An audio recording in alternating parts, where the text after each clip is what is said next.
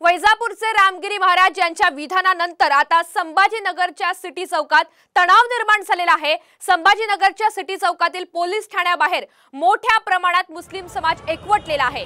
रामगिरी महाराज यांच्या विरोधात कारवाई करण्याची मागणी मुस्लिम समाजाकडून होऊ लागली आहे। रामगिरी महाराजांविरोधात गुन्हा देखील दाखल करण्यात आलाय आणि मोठ्या प्रमाणात मुस्लिम समाजाने सिटी पोलीस स्थानकाला आता घेराव घातलेला आहे। सुनाकर क्या फायदा है?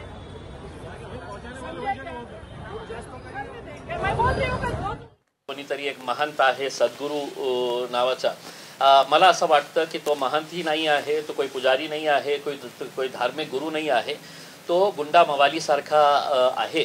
कारण त्यांनी ज्या प्रकारे ज्या भाषेचा वापर केलेला आहे ते खूप निंदनीय आहे।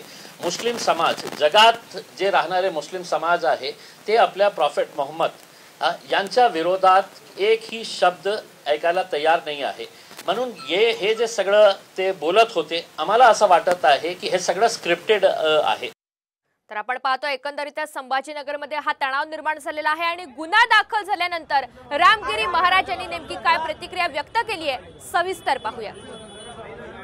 जे आता आम्ही बोललेलो आहेत आणि जे काय परिणाम असतील त्याचा सामोरं जाण्याचा आपली तयारी आहे। गुन्हा दाखल झाला तर नोटीस येईल त्यावेळेला बघू, ठीक आहे। आता आम्हाला जे बोलायचं ते आम्ही बोललेलो आहेत। आता सप्ताह चालू आहेत, सप्ताह झाल्यानंतर काय घडेल ते आम्ही पाहणार आहोत।